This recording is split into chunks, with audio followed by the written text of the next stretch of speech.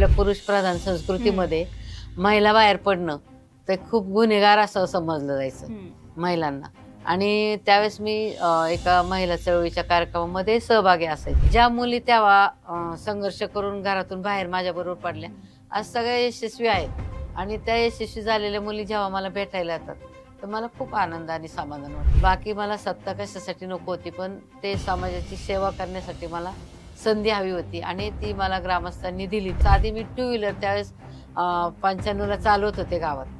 त्यावेळेस नावं ठेवत होते मला, बाई कुठं गाडी चालवती का, ही बाई अशी आहे, हिच्यामुळे बायका आगाऊ झाल्या. आपला समाज पुरुष प्रधान संस्कृतीचा असल्यामुळे स्त्रियांना पाहिजे तेवढा अजूनही वाव मिळत नाही असं माझं स्पष्ट मत आहे. पण जेव्हा सरपंचकीची निवडणूक मी लढत होते तेव्हा थोडं अटीतटीचं राजकारण गावात चालू झालं आणि त्याच्यामुळे आमची संचारबंदी लागू करून आमची इलेक्शन झाली. मला ती खूप वाईट वाटली आणि मग त्याच्यावर विचार करून ग्रामस्थांच्या मदतीने आम्ही 24 तासात स्मशानभूमी उभी केली, शाळेच्या खोल्या उभ्या केल्या, पाण्याचे प्रश्न होते त्या 3 टाक्या पाण्याच्या माझ्या वेळेस मी बांधकामं केली.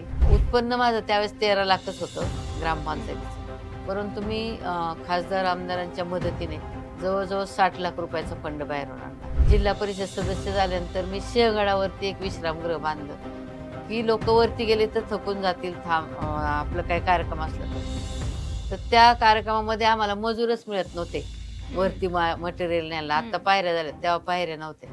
आम्ही गाढवांवरती तो माल ठेकेदाराला न्यायला वरती मदत केली.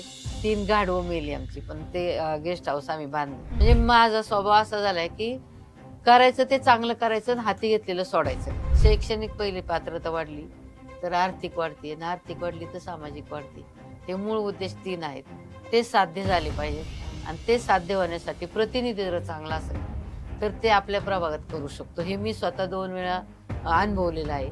पाण्याचा प्रश्न सुटला नाही, रस्त्याचा प्रश्न सुटला नाही, आरोग्य त्याच्यामुळे धोक्यात आले, लोकांना चाकरमान्यांना जायला यायला त्रास होतो. हे सगळं काम करायची म्हटलं तर ह्या प्रतिनिधींनी पाहिजे तेवढं लक्ष दिलेलं नाही. मला फक्त 5 वर्षासाठी काम करायचं नाही की पुढच्या 25 वर्षाचं आपण नियोजन केलं पाहिजे. पण आजकालचं असं झालंय राजकारण की चांगल्या कार्यकर्त्यांना डावललं जाते. मला काम करायचंय, मला संधी पाहिजे, म्हणून मी हा निर्णय आता बदलला. यावेळेस 30-35 वर्षानंतर मी हा निर्णय बदललाय. सत्तेशिवाय शानपण चालत नाही हे मला कळून चुकलं. तर माझं कुटुंब, माझा प्रभाव, एवढं मी त्या 2 वर्षाच्या काळात करू शकले. मला जर असे 5 वर्ष मिळाले असते तर मी आणखीन खूप चांगली काम करू शकले असते आणि आता मी करणार. ते सगळे मला आता मतदान त्यांचं देऊन मला पुढे पाठवतील आणि मी त्यांच्यासाठी खूप, मला जेवढं जमल रात्रंदिवस मी त्यांच्यासाठी कष्ट करतो. उद्योगधंदे असतील, क्रीडांगणं असतील, ह्याच्यात मुलं एकत्र यावीत आणि त्यांच्या विचारांची देवाणघेवाण होऊनच त्यांची पिढी आपण सुधारू शकतो. मी आज 40 वर्ष समाजकार्य करते, पण त्यात मला कुणीही दाखव या बाईने आम्हाला फसवलं. मला त्या सत्तेतून पैसा कमवायचाच नाही. मी समाजसेवेतूनच चळवळीतली कार्यकर्ते असल्यामुळे तो माझा पिंडच नाही. नमस्कार, मी समृद्धी जाधव. स्वागत आहे तुमचं टॉप न्यूज मराठीच्या माझा प्रभाग माझं व्हिजन या निवडणूक विशेष कार्यक्रमामध्ये. खरं तर या कार्यक्रमाच्या माध्यमातून आपण अनेक उमेदवारांचं, त्यांच्या प्रभागासाठीचं त्यांचं व्हिजन जाणून घेण्याचा प्रयत्न करतोय. या संपूर्ण पुणे महानगरपालिकेच्या निवडणुकांमध्ये एक असा प्रभाग आहे ज्या प्रभागाकडे अनेकांचं लक्ष लागलेलं आहे, कारण काही वर्षांपूर्वीच ग्रामपंचायत मधून पुणे महानगरपालिकेमध्ये आलेला हा प्रभाग आहे. अर्थात प्रभाग क्रमांक 34 म्हणजेच नरे, वडगाव आणि धायरीचा हा प्रभाग. खूप मोठी लोकसंख्या आहे, मोठा प्रभाग आहे. प्रभाग रचनेमध्ये अनेक बदल झालेले आहेत आणि या सगळ्याच्या नंतर इथल्या शिवसेना उद्धव बाळासाहेब ठाकरे गटाच्या ज्या अधिकृत उमेदवार आहेत त्या सुरेखा रमेश दमिष्टे माझ्या बरोबर आहेत. ताई, खूप स्वागत आहे तुमचं टॉप न्यूज मराठीमध्ये. ताईंचं, त्यांच्या प्रभागासाठीचं विजन आपण जाणून घेणार आहोत. मात्र ताईंची थोडक्यात जर ओळख करून द्यायची झाली तर मुळात 40 वर्षांपासून समाजकार्य, राजकारण असं दोन्ही मिळून केलेलं आहे. खर तर या सगळ्यामध्ये कुटुंबाची साथ तर होती, मात्र त्या एकट्या लढत होत्या हे देखील तितकंच खरंय, कारण मुलं लहान होती. आणि असं सगळं असताना ज्या प्रभागामध्ये किंवा ज्या परिसरामध्ये एखादी महिला अशा पद्धतीने उभी राहू शकत नव्हती, त्या काळामध्ये त्या एकट्या उभ्या होत्या आणि पहिल्या महिला सरपंच त्या प्रभागाच्या झालेल्या होत्या आणि तिथपासून ते आता थेट नगरसेविका होण्याचं पाहिलेलं स्वप्न. ताई, काय सांगाल, सुरुवात कशी झालेली होती, समाजकार्याची गोडी कशी आणि नंतर मग राजकारणात कशा वळलात, की आधीपासून ठरवलं होतं राजकारणात यायचं? अगोदरपासून नव्हतं ठरवलं. मी शेतकरी कुटुंबातलीच मुलगी आहे. माझ्या आई वडिलांनाही समाजसेवेची आवड होती आणि त्यांच्याबरोबर आम्हालाही आवड होती. आणि असं पुढं मी काहीतरी मोठं करेल असं नव्हतं काही स्वप्न, पण मदत करायची समाजामध्ये हे आमच्या आई वडिलांकडूनच आम्हाला बाळकडून मिळालं होतं. तसं माझं माहेर पोकळे आणि सासर दमिष्टे, तिथंच सासर माहेर असल्यामुळं मला हे सगळं करता आलं. मग अगदी आपण जसं मी आधी म्हटलं की 40 वर्ष जवळपास तुम्ही या हा. सगळ्या कार्यामध्ये आहात. म्हणजे अगदी आपण आताही बघितलं तरी महिला बाहेर पडायच्या आधी थोडंसं विचार करतात सासरी गेल्यानंतर की बाहेर पडू की नको, राजकारणात जाऊ की नको. तुम्ही राजकारणात कशा आलात? मी म्हणजे मिस्टरांनंतर मला बाहेर पडावं लागलं. मुलं 4 होती लहान छोटी-छोटी. त्या काळात महिला बाहेर पडले की खूप म्हणजे म्हणजे आपल्या पुरुष प्रधान संस्कृतीमध्ये महिला बाहेर पडणं ते खूप गुन्हेगार असं समजलं जायचं हम्म. महिलांना. आणि त्यावेळेस मी एका महिला चळवळीच्या कार्यक्रमामध्ये सहभागी असायचे. तर आपल्या मुलींचं किशोरवयीन मुलींचं आम्ही शिबिर घ्यायचो, प्रौढ साक्षरता वर्ग घ्यायचो. त्यामुळं बायकांना कुठेतरी मी घेऊन जायचे, बाहेर न्यायचे. त्यावेळेस घरातले लोकं बायकांना खूप म्हणजे आमचा मानसिक त्रास व्हायचा. हम्म. परंतु कुणीतरी क्रांती केली पाहिजे. सावित्रीबाई फुलेंनी किंवा माँसाहेब जिजाऊंनी खूप संघर्ष करून आज हे दिवस आम्हाला आनंदाचे आलेले आहेत. मग आपण काय करतो त्याच्यापेक्षा अगदी छोटंसंच करतोय. आणि संघर्षमय जीवन जगत असताना जेव्हा आपण यशस्वी होतो, तेव्हा खूप आनंद होतो. ज्या मुली तेव्हा संघर्ष करून घरातून बाहेर माझ्याबरोबर पडल्या, आज सगळ्या यशस्वी आहेत. आणि त्या यशस्वी झालेल्या मुली जेव्हा मला भेटायला येतात, तर मला खूप आनंद आणि समाधान वाटतं. मग अगदी चळवळीपासून सुरू झालेलं हे सगळं काम राजकारणाकडे गाडी कशी काय वळाली? म्हणजे समाजकार्य करत असताना लेडीजचं 33% आरक्षण हम्म. पवार साहेबांनी त्यावेळेस जाहीर केलं. आणि मग आम्हाला ते आम्ही 5 महिला सदस्य ग्रामपंचायतीमध्ये गेलो आणि तो प्रवास चालू झाला. मला म्हणजे माझ्यासारखीच एक स्त्री पुढं चांगली उभी राहिली पाहिजे ही माझी मानसिकता होती, की खूप कौटुंबिक हिंसाचारामध्ये मी पाहिले होते, खूप प्रश्न होते. ते सोडवण्याचा प्रयत्न सत्तेशिवाय चालत नाही कोणत्याही गोष्टी करायला. म्हणून मग त्या प्रवासातून मी राजकारणात आले.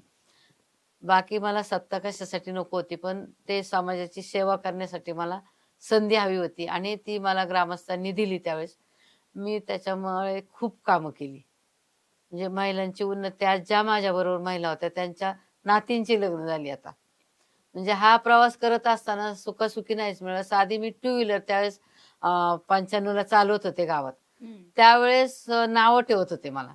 बाई कुठं गाडी चालवती का? ही बाई अशी आहे, हिच्यामुळं बायका आगाऊ झाल्या. मी घरी जायचे, ती मला रडत यायची मुलगी किंवा ती सून एखादी रडत यायची. ताई आमच्या घरी मला नावं ठेवली. तर मी म्हणायचे त्यांच्या घरी जायचे आणि म्हणायचे तिने आगाऊपणा केला, आगाऊ झाली म्हणजे नेमकी चूक काय केली? विचारांची देवाणघेवाण झाली पाहिजे, कुटुंब टिकली पाहिजेत, हा मूळ उद्देश होता माझा. आणि कुटुंबात जेव्हा स्त्री एकटी चालते, तिला महात्मा फुलेंनी सावित्रीबाईंना पाठिंबा दिला म्हणून सावित्रीबाई आपल्या शिक्षिका बनू शकल्या. आपला समाज पुरुषप्रधान संस्कृतीचा असल्यामुळे स्त्रियांना पाहिजे तेवढा अजूनही वाव मिळत नाही, असं माझं स्पष्ट मत आहे. पुस्तकी ज्ञान आपल्याला मिळाले म्हणून तरी आपण काही गोष्टी करू शकतोय. परंतु अजूनही आपल्या समाजामध्ये स्त्रीला तेवढं कर्तृत्व दाखवणाऱ्या स्त्रिया खूप होऊन गेल्या, पण अजून मान्य होत नाही सगळ्यांना. मग नक्कीच जसं तुम्ही म्हटलात की अगदी तुम्ही टू व्हीलर चालवलेली मान्य होत नव्हती, हो, पण पण आज तरी ते सुद्धा निवडणुकीला उभं राहण्याची हो, हिंमत दाखवली. दाखवली म्हणजे पहिली निवडणूक आठवते का आता हो, कशी झाली होती आठवते. काय? म्हणजे जेव्हा सदस्य झालो तेव्हा गावच्या लोकांनी बिनविरोध घेतला आम्हाला. पण जेव्हा सरपंचकीची निवडणूक मी लढत होते, तेव्हा थोडं अटीतटीचं राजकारण गावात चालू झालं आणि त्याच्यामुळं आमची संचारबंदी लागू करून आमची इलेक्शन झाली. आणि मग त्यावेळेस असं होतं, की आमच्या वादात आपल्याला कोण त्रास देईल म्हणून दुसरे लोक माझ्याशी काही बोलत पण नव्हते. पण मला माहित होतं, की मी चांगलं काम करते, मी वाईट काय करत नाही. त्यामुळे मी घाबरत नव्हते. कारण समोरच्या लोकांशी माझं वैर नव्हतं. माझं वैर फक्त होतं, मला समाजसेवेचं काम करता आलं पाहिजे. हा मूळ उद्देश माझा होता. त्यामुळे मला कधी भीती नाही वाटली. आपल्याला चुकीचं काही करायचंच नव्हतं ना. मग आता जेव्हा तुम्ही पहिली निवडणूक लढवली त्याच्यानंतर तुम्ही सरपंच सुद्धा झालात, ग्रामपंचायत हो. सदस्य होतात. हां. असं सगळं असताना कोणकोणती अशी कामं आहेत जी तुम्हाला करायची होती आणि तुम्ही ती करून दाखवलीत? अ, मूळ म्हणजे प्राथमिक आरोग्य उपकेंद्र चालू केलं, की त्या ठिकाणी प्राथमिक गरज असते. गोरगरीब लोकांना थोड्या पैशात गरज लागते. मग ते प्राथमिक आरोग्य उपकेंद्र मी सरपंच असताना चालू केलं. नंतर त्याच्यानंतर आमची स्मशानभूमी होती. की दोन अंत्यविधीच्या वेळेस ओढ्याच्या कडेला असल्या कारणाने कुत्रे थोडस पाण्यात बसून उडी मारून हातपाय ओढून नेले लोकांचे दोन. मला ती खूप वाईट वाटलं आणि मग त्याच्यावर विचार करून ग्रामस्थांच्या मदतीने आम्ही 24 तासात स्मशानभूमी उभी केली, शाळेच्या खोल्या उभ्या केल्या. पाण्याचे प्रश्न होते, त्या 3 टाक्या पाण्याच्या माझ्या वेळेस मी बांधकामं केली. एक विहीर बांधलेली होती पण त्यात कचरा पडायचा, ते पाणी प्यायला गावाला यायचं म्हणून त्याच्यावर बांधकाम, ते विहीर पहिली खोदलेली होती माझ्या अगोदरच्या बॉडीने. मग मी गेल्यानंतर त्या विहिरीचं बांधकाम करून त्याच्यावर जाळी टाकली, तिथे एक वरती पाण्याची टाकी केली की जेणेकरून लोकांना त्या विहिरीवरून आलेलं पाणी विहिरीत टाकून त्याच्यामध्ये औषध टाकून ते पाणी लोकांना चांगल्या पद्धतीचं देता येईल, ते पाण्याची सोय केली. उत्पन्न माझं त्यावेळेस 13 लाखच होतं ग्रामपंचायतीचं, परंतु मी खासदार आमदारांच्या मदतीने जवळजवळ 60 लाख रुपयाचा फंड बाहेरून आणला. की बॅरिस्टर विठ्ठलराव गाडगीळ होते त्यावेळेस, नानासाहेब नवले खासदार होते, अशोकांना मोळ होते, नंतर अशोकांना पण खासदार झाले. असे बाहेरून फंड आणून मी अत्यावश्यक ज्या सोयी आहेत की दवाखाना, बालवाडी, शाळा, समाज मंदिर, म्हणजे मागासवर्गीय लोकांना किंवा गरीब लोकांना मोठ्या फीज भरून कार्यालय घेता येत नाही, मग त्यांचे छोटे छोटे कार्यक्रम करण्यासाठी एक समाज मंदिराचं, समाज कल्याण विभागाकडून मी एक समाज मंदिर बांधून घेतलं सरपंच असताना. अंगणवाडी एक बांधून घेतली, ती लोकवर्गणीतून केल्या. 4 शाळेच्या खोल्या लोकवर्गणीत केल्या. शासकीय फंड पण घेतले, खडूफाळा योजनेतून पण शाळा बांधल्या. जिल्हा परिषद सदस्य झाल्यानंतर मी सिंहगडावरती एक विश्रामगृह बांधलं की लोक वरती गेले तर थकून जातील, आपलं काही कार्यक्रम असला तर त्या कार्यक्रमामध्ये आम्हाला मजूरच मिळत नव्हते वरती मटेरियल न्यायला. आता पायऱ्या झाल्या, तेव्हा पायऱ्या नव्हत्या. आम्ही गाढवांवरती तो माल ठेकेदाराला न्यायला वरती मदत केली. 3 गाढवं मेली आमची, पण ते गेस्ट हाऊस आम्ही बांधलं, मध्ये सोडलं नाही. म्हणजे माझा स्वभाव असा झालाय की करायचं ते चांगलं करायचं आणि हाती घेतलेलं सोडायचं नाही. त्यामुळे मी आजपर्यंत मला स्वतःला लोकांचं सहकार्य, म्हणजे राजकीय नेते असतील किंवा शासकीय अधिकारी असतील, त्यांच्या समन्वय चांगला असल्यामुळे मी ही सगळी कामं करत राहिले. पोलीस स्टेशनला मी 20-25 वर्ष सदस्य म्हणून काम करते. विशेष कार्यकारी अधिकारी म्हणून पण मी 15 वर्ष काम केलं. वेगवेगळ्या समन्वय समितीवरती पण मी काम केलं.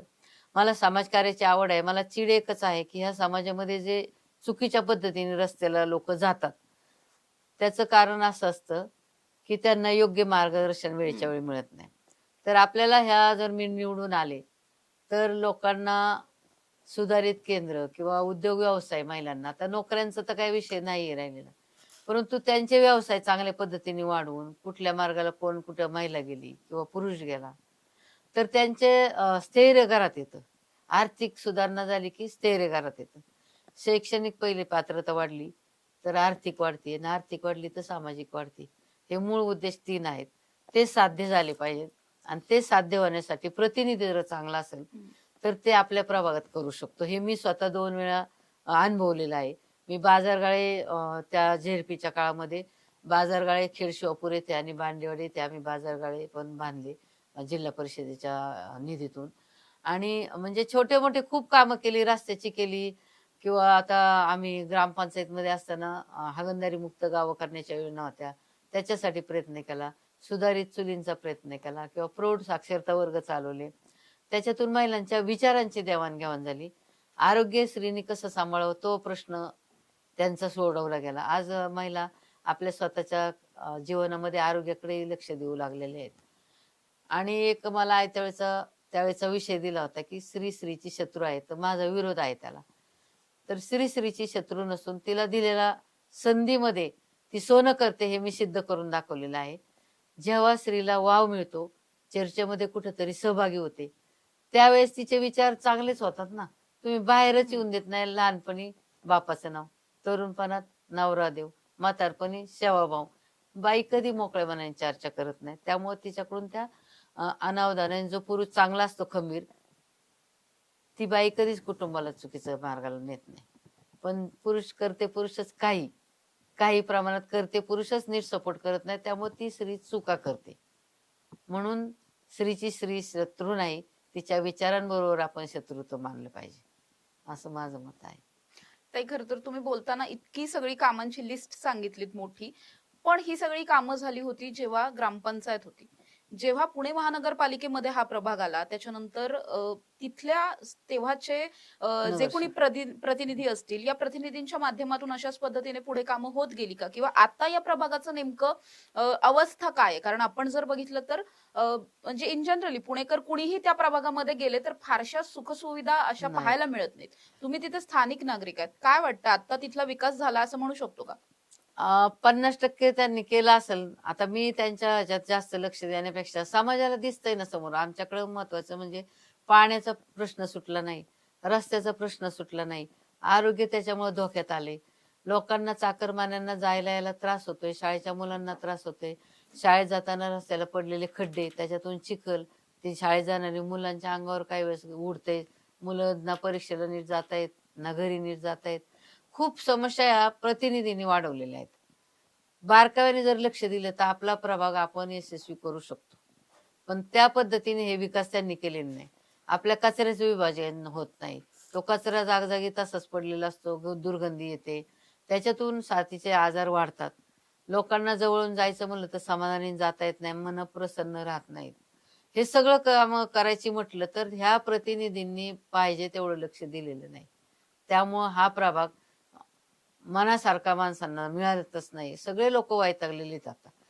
मूळ प्रश्न रस्ता आणि पाणी, या 2 गोष्टी तर पहिल्या गरजेच्या आहेत. आता मला फक्त 5 वर्षासाठी काम करायचं नाही, की पुढच्या 25 वर्षाचं आपण नियोजन केलं पाहिजे, की त्या लोकांसाठी आपण चांगल्या पद्धतीने काय काय करू शकतो. तात्पुरती डागडुजी करून काहीच उपयोग नसतो.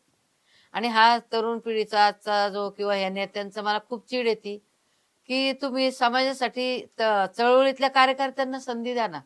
तो बरोबर काम करतो. पण आजकालचं असं झालंय राजकारण, की चांगल्या कार्यकर्त्यांना डावललं जाते. अच्छा, म्हणजे तुमच्या बोलण्यातून चांगल्या कार्यकर्त्यांना डावललं हो, जातं असा एक शब्द आला. हो. मूळ मुद्दा मुळात असा आहे की तुम्ही आधी वेगळ्या पक्षात होतात, त्यानंतर आता तुम्ही निवडणूक लढवता वेगळ्या पक्षाकडून. नेमकं काय घडलं होतं? आता 30 वर्षामध्ये जर आपण काम करतोय आणि तुम्हाला सांगितलं तर तुमच्याकडून ते होत नाही. मग त्याची खूप चीड मनात येते ना, की सत्तेशिवाय शहाणपण नाही. मी 4 वेळा तुम्हाला मागते, की मला संधी द्या, संधी द्या. त्या पक्षात आम्ही निष्ठावान म्हणून राहिलो. श्रेष्ठींचा मान ठेवून आम्ही राहतो. आणि श्रेष्ठींना आम्ही मानाने राहिल्यामुळंच आमचं हे असं तिकीट कापली जातात किंवा संधी दिली नाही. त्याची चीड येऊन मला काम करायचंय, मला संधी पाहिजे. म्हणून मी हा निर्णय आता बदलला यावेळेस.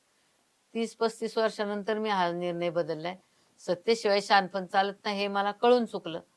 आणि त्या सत्तेसाठी मी आज हा निर्णय घेतला आणि तो माझा निर्णय घेत असताना लोकांमधून इतकी चीड आता लोकांनी म्हणजे मला बोलून दाखवली, की ताई तुमच्यासारखे कार्यकर्ते काम करणारे का नाही लोक देत? का असं करतात? आता आमचा प्रश्न आहे, तुम्ही फक्त संधी घ्या. न्याय द्यायचं काम आम्ही मतदार ठरवणार आहे. ह्यावेळेस तुमच्या कुठल्याही पक्षाच्या श्रेष्ठींचं आम्ही ऐकणार नाही. आम्ही मतदार राजा ठरवणार आहे, की आता कुणाला संधी द्यायची. आणि खूप चिडलेला, वैतागलेला हा समाज आहे, की त्यांना त्यांच्या मनासारखं सगळं होत नाही किंवा त्यांच्या झोपडीत जाऊन आपण त्यांच्या मनाचं विचार करणं, हे सुद्धा आत्ताच्या काही लोकांना जमत नाही. बरोबर आहे ताई. जसं तुम्ही म्हटलात की खूप अजून काम होणं त्या परिसरामध्ये हो, बाकी आहे असं हो. तुमचं म्हणणं आहे. मात्र या सगळ्याच्या नंतर वरवर करणी ज्या गोष्टी दिसतात त्यातली सगळ्यात महत्वाची गोष्ट अशी की या प्रभागामध्ये अक्षरशः कचरामय प्रभाग झाला असं आपण म्हणू शकतो. रस्त्याला ठिकठिकाणी कचरा दिसतो, दुर्गंधी खूप मोठ्या प्रमाणात आहे, डास असतील, मच्छर असतील, म्हणजे हे इन जनरली रस्त्यावरून कुणीही जात असतील, कुठलेही नागरिक असतील, स्थानिक असं नाही, पण बाहेरच्यांना पण दिसणारी गोष्ट आहे. म्हणजे अनेकदा हो, पाण्याचं असं असतं की ते तिथे राहणाऱ्यांना माहित असतं की हो, पाणी येत नाही, हो. मात्र कचरा असेल किंवा अशा पद्धतीने रस्ते चांगले नाहीत वगैरे या गोष्टी कुणालाही दिसून येतात. या सगळ्यावरती आणखी किती काम होणं बाकी आहे असं वाटतं? काम होणं म्हणजे प्रतिनिधीची जबाबदारी असते, की जेव्हा आपण रस्त्याचं टेंडर काढतो, त्यावेळेस तो रस्ता नीट होतोय का नाही? ते चेंबरचा खड्डा नीट त्याच्या लेवलला येतोय का नाही? हे काम पाण्याच्यासाठी ओव्हरशेअर असतात, इंजिनियर असतात, चीफ इंजिनियर्स असतात. त्याच्यानंतर बिलं निघतात. ते सगळं काम झाल्यानंतर प्रतिनिधीची त्याच्यावर सही असते. मग तुम्ही हे खड्डे-खुड्डे तसेच ठेवता. एकदा खोदी करतात, एकदा परत रस्ता करतात, परत खोदी करतात. मग तुम्ही एकदाच नियोजन चांगलं केलं पाहिजे. हा पैसा लोकांच्या कर मधून आपण जमा करतो. मग लोकांचा पैसा आपण वेस्ट का घालवायचा? तो स्वतःचा म्हणूनच तुम्ही समजलं पाहिजे. जेव्हा प्रभागात काम करायचंय, तर माझं कुटुंब, माझा प्रभाग. त्या गोष्टींनी तुम्ही पाहिलं पाहिजे. ते पाहिलं जात नाही आणि म्हणजे मुळात फक्त निवडणूक झाली की हे आज त्यांचं म्हणणं असं आहे की पैसा वाटला की आम्ही निवडून येणार. पैसा हा सर्वस्वच त्यांच्या डोक्यात बसलेलं भूत आहे का काय मला कळत नाही. कारण सामाजिक जाणीव 20% आणि बाकीचं त्यांचं राजकारण 80% चाललंय. खरं तर 80% समाजसेवा झाली पाहिजे आणि 20% राजकारण केलं पाहिजे. तसं होत नाही आणि त्याची मला चीड आली. खूप चीड आली म्हणजे की एवढं मी त्या 2 वर्षाच्या काळात करू शकले. मला जर असे 5 वर्ष मिळाले असते तर मी आणखीन खूप चांगली कामं करू शकले असते आणि आता मी करणार. ती करणार म्हणजे ह्या मतदार राजाच्या जीवावरच करणार. ते सगळे मला आता मतदान त्यांचं देऊन मला पुढे पाठवतील आणि मी त्यांच्यासाठी खूप मला जेवढं जमल रात्रंदिवस मी त्यांच्यासाठी कष्ट करणार. तुमचा जो प्रभाग आहे, जसं मी आधी म्हटलं की समस्या खूप आहेत, समस्यांची मोठी यादी आहे तुमच्याकडे. हो. मात्र असे कोणकोणते प्रोजेक्ट किंवा अशा काही संकल्पना आहेत ज्या तुम्ही निवडून आल्याच्या नंतर तुम्हाला या राबवायच्याच आहेत आणि तुम्ही काहीही झालं तरी याच्यावरती काम करणार आहात? सगळ्यात पहिली म्हणजे रस्त्याची समस्या ती दूर झाली पाहिजे. त्याच्यासाठी आम्ही 2 वर्ष उपोषण करतोय, रास्ता रोको आंदोलन करतोय. पार आझाद आझाद मैदानावर जाऊन आम्ही पावसात आंदोलन केलं त्या रस्त्यासाठी. आणि पाणी स्वच्छ मिळालं पाहिजे. त्याच्यानंतर क्रीडांगणं मोठी झाली पाहिजेत. अग्निशामक दल जवळ पाहिजे. पोलीस चौकी जवळ पाहिजे, की जे कौटुंबिक हिंसाचार होतात. तर जवळ पोलीस चौकी असेल तर थोडासा वचक राहतो. माझ्या महिला चांगल्या सुरक्षित राहतील. आणि एकमेकींच्या विचारांनी त्या चांगल्या राहण्यासाठी एक बचत गटांचं माध्यम आता आहे. त्याच्यातून पण आम्ही जवळजवळ 24 वर्ष माझे बचत गट चालू आहेत. आमचा बचत गट 2003 पासून आम्ही चालू केलंय, तो अजून बंद नाही. त्याच्यातून खूप प्रगती महिलांची झाली.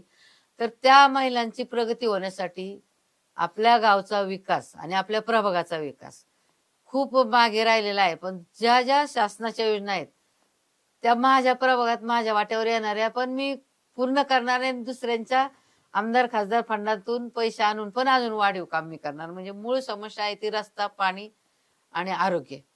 या 3 महत्वाच्या गरजा तर माझ्या दृष्टीने आहे. क्रीडांगणं पण मोठी झाली पाहिजेत, की विरंगुळा केंद्र झाली पाहिजेत. आजकाल काय झालंय ह्या धकाधकीच्या जीवनामध्ये तरुण कामासाठी बाहेर जातात. म्हातारे लोक घरात असतात. त्यांना विरंगुळा केंद्र पाहिजेत. महत्वाची स्वच्छ पाहिजे, सुसज्ज चांगली पाहिजेत. व्यायामशाळा असल्या किंवा क्रीडांगणं चांगली असली तर मुलं चुकीच्या पद्धतीने ज्या ठिकाणी जातात ती जाणार नाहीत. चांगल्या ठिकाणी येतील. त्यांच्या शरीराचं आरोग्य वाढेल. आरोग्यानंतर विचार वाढून ते व्यावसायिक शिक्षण घेतील. काहीतरी व्यवसाय करतील. नोकऱ्या सगळे करूच शकत नाही. पण ज्या आपल्या प्रभागामध्ये एकमेकांसाठी करता येईल ते एकत्र आल्याशिवाय विचार होऊ शकत नाही. माझा मूळ उद्देश हाच आहे की लोकांचं पाणी आणि व्यवसाय आणि जीवन हे सुधारलं पाहिजे. त्यांची उंची वाढली पाहिजे ना. आत्ताच्या आहे त्याच्यापेक्षा मी वाढवण्याचा प्रयत्न करणार. ताई, तुम्ही बोलताना तरुणांबद्दल बोललात की हो. तरुणांनी चुकीच्या मार्गाला जाऊ नये यासाठी काही गोष्टी तुम्हाला करायच्या. हो. मात्र असं सगळं असताना पुणे शहरामधली एकंदरीत परिस्थिती किंवा तुमच्याही प्रभागाबद्दल जर आपण बोलायला गेलो तर दर 2-3 दिवसांनी एकतरी बातमी असते की या या भागांमध्ये गाड्यांची तोडफोड झाली, कुणावरती तरी कोयत्याने वार झाले, कुठेतरी एखादा मर्डर झाला. त्यामुळे गुन्हेगारी खूप मोठ्या संख्येने वाढलेली आहे. प्रभागामध्ये सुद्धा प्रचंड गुन्हेगारी जाणवतीये. हे कमी करण्यासाठी नेमकं काय करायला हवं असं वाटतं? माझं वैयक्तिक मत आहे की आई वडील जेव्हा बाहेर जातात चाकरमाने म्हणून आणि ही मुलं पुस्तकी ह्याच्यामध्ये वाढलेली असतात, समाजामध्ये गेलेली जास्त नसतात आणि अचानक 15 ते 20च्या वयामध्ये जास्त मुलं भरकटली जातात. ती चुकीच्या पद्धतीने चंगळवादी जीवन जगण्याच्या भावनेत असतात आणि मग आई वडिलांना त्यांचं काय चाललंय त्यावेळेस कळत नाही. तर त्या मुलांवर लक्ष ठेवण्यासाठी थोडासा पूर्वी कुटुंब पद्धती होती. एक नाही तर एक लक्ष ठेवायचं. आज आई वडील बाहेर गेल्यानंतर ह्या मुलांकडे लक्ष कमी होते आणि ह्यांचे विचार बाबा रस्त्यात चुकत असतात तर त्याला ओढून आणण्यासाठी कुटुंब गरजेचे असतात. तर आपला प्रभाग किंवा आपली जी बिल्डिंग असते तिथं तुमचा समन्वय असणं खूप महत्वाचं आहे. आणि तो समन्वय जर असेल तर तिथली मुलं जरी चुकली तरी आपण समजून सांगून त्यांना जागेवर आणू शकतो. हा अभाव आहे सध्या. म्हणजे एकमेकात न वागण्याच्या अभावामुळं हे तरुण वर्ग थोडासा चुकीच्या मार्गाला जातो. ताई मला तर कधीच कुठल्या मुलांजवळ जाताना भीती वाटली नाही. त्याचं कारण म्हणजे की तो का चुकतोय मी हे शोधते. तू हे का केलं? कशामुळं केलं? का करतोय? हे सुद्धा शोधणं खूप गरजेचं आहे, की त्याचं मार्गदर्शन आणि त्यांना मिळणारे संस्कार या दोन्ही गोष्टी जबाबदारीच्या आहेत. काही वेळेस काय होतंय पालक व्यापलेले असतात आणि त्यांना सांगायला गेलं तर ते नीट त्या मुलांनाही सांगत नाही आणि लोकांशीही बोलत नाही. तो एक अभाव माझ्या दृष्टीने आहे. तो मी अभाव दूर करण्याचा प्रयत्न करणार, की तरुणांमध्ये चांगल्या पद्धतीने विचार देवाणघेवाण होणं खूप गरजेचं आहे. त्यांच्या हाताला काहीतरी काम मिळणं खूप गरजेचं आहे. कामातली माणसं ती मुलं ह्या मुलांकडे लक्ष देत नाही. मग ही 4 मुलं तो एक चांगला काम करणार असतो त्याला नावं ठेवतात आणि मग तो चांगला आहे त्याला पण बिघडवतात. आणि मग पर्यायाने काय होतं, की आपला सगळा समाजच बिघडतोय. तर सगळा समाज सुधारण्यासाठी त्यांना एकत्र येण्यासाठी व्यायामशाळा असतील, उद्योगधंदे असतील, क्रीडांगणं असतील, ह्याच्यात मुलं एकत्र यावीत आणि त्यांच्या विचारांची देवाणघेवाण होऊनच त्यांची पिढी आपण सुधारू शकतो, प्रयत्न करू शकतो. ते आणखी एक प्रश्न आहे. तुम्ही इतके वर्ष समाजकार्य करताय किंवा तर राजकारणामध्ये सुद्धा आहात. सध्या असा एक ट्रेंड पाहायला मिळतो, की राजकारण म्हटलं किंवा नगरसेवक व्हायचंय असं म्हटलं, की पटकन झटपट आपल्याला पैसा कमवता येईल अशी एक मेंटॅलिटी झालेली आहे किंवा टेंडर सिस्टम जी असती, मग डमी कुठेतरी बिल्डर्स उभे करणं, कॉन्ट्रॅक्टर उभे करणं वगैरे अशा माध्यमातून जो उमेदवार यंदाच्या वर्षी निवडणुकीला प्रचारासाठी टू व्हीलरवर जात असतो, तो पुढच्या वेळेस डायरेक्ट त्याच्याकडे 4 गाड्या आलेल्या असतात, एखादं मोठं घर असतं, कुठेतरी दुकान वगैरे घेतलेलं असतं. असं खूप पैसा कमवण्याचं अगदी सोपं साधन असं म्हणून राजकारणाकडे अनेक जण सध्या पाहताना बघायला मिळतात. तुम्हाला काय वाटतं राजकारण तुमच्यासाठी काय? मी सत्तेशिवाय शहाणपण हाच विषय महत्वाचा आहे. मला सत्ता आणि पैसा ह्याच्यापासून मी वेगळी आहे. मी आज 40 वर्ष समाजकार्य करते, पण त्यात मला कुणीही दाखव या बाईने आम्हाला फसवलं म्हणून. एक दिवसाचं मी सांगत नाही. हे जे आता कुणी येतात त्यांच्या त्यांच्या पद्धती वेगळ्या चुकीच्या का असतील त्यांच्या त्यांना माहिती. किंवा आता जे पैसा वाटून राजकारण करतात, त्यांची मेंटॅलिटीच माझ्या दृष्टीने चुकीची आहे. तुम्हाला समाजकार्य करायचंय, तुम्ही सत्याने वागा आणि सत्याने चाला, तर तुमच्या नावाला यश आहे, तुमच्या कामाला यश आहे. आणि तुम्ही जेव्हा पैसा वाटता, तेव्हा तुम्ही कमवता, तो तुमच्या पद्धतीने तुम्हाला माहिती. मी त्याच्या विरोधात आहे पूर्ण. मला त्या सत्तेतून पैसा कमवायचाच नाही. मी समाजसेवेतूनच चळवळीतली कार्यकर्ते असल्यामुळे तो माझा पिंडच नाही. तत्वनिष्ठपणा आहे थोडासा. तत्वनिष्ठपणा आहे आणि जगायचंय जाताना काही बरोबर जात नाही हे मला माहितीये. माझ्या जगण्यासाठी माझ्या कुटुंबाकडे माझ्या पोटापुरते सगळी प्रॉपर्टी माझी आहे. माझी मुलं बाळ, माझी नातवंड, मी सुखी जगू शकते. मी आजपर्यंत कुणालाही फसवून काही राजकारण केलेलं नाही आणि मी घरातही बसून राहत नाही. मी 24 तास माझं कामातच मी विश्रांती काय रात्री घेत असेल त्याच्यानंतर मी कधी झोपा काढून राहत नाही. मला म्हणजे माझं शरीरच चळवळीत घालवलेले मी शेवटपर्यंत घालवणार. बरं, आता तुम्ही पुन्हा एकदा निवडणुकीला सामोरे जाताय. पॅनल नेमकं कसं आहे आणि काय वाटतंय सध्या कशा पद्धतीने निवडणुकीला सामोरे जाणार आहात?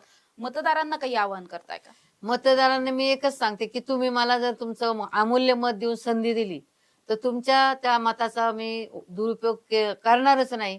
त्याच्यासाठी तुमच्यासाठी मी जे जे काही त्याग करून माझ्या स्वतःच्या करता येईल तेवढं मी जास्त जास्त प्रयत्न करणार. मी पैसा कमवण्याचा कधीच विचार करणार नाही आणि केला पण नाही आतापर्यंत.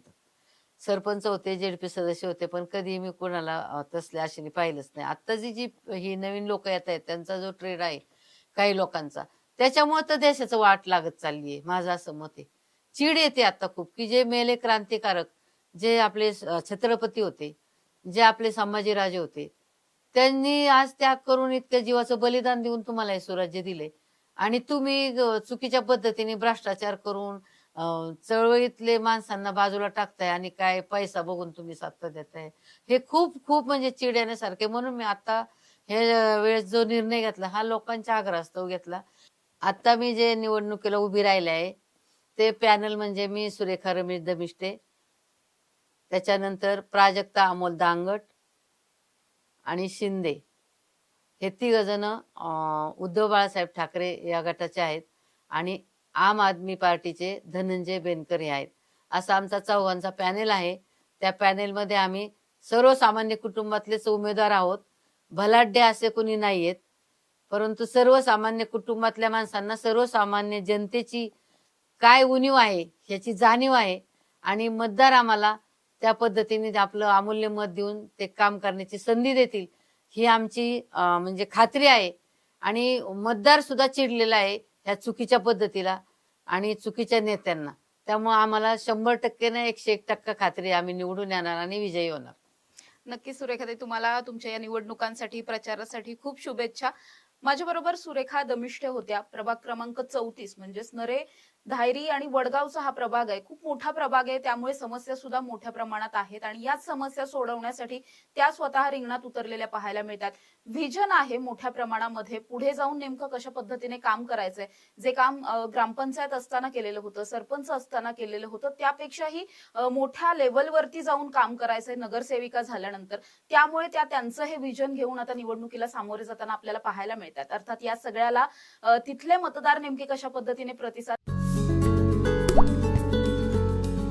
आता जोकासू एसटीपी या अत्याधुनिक जॅपनीज तंत्रज्ञानाने सुसज्ज, quick installation, energy efficient, noiseless blowers, low maintenance या आणि अशा वैशिष्ट्यांनी परिपूर्ण जोकासू एसटीपी तंत्रज्ञान प्रकल्प उभारणीपासून ते विक्री पश्चात समाधानकारक सेवा देणारी, भारताबरोबरच परदेशात देखील प्रकल्पांची यशस्वी उभारणी करणारी company Deccan water treatment private limited.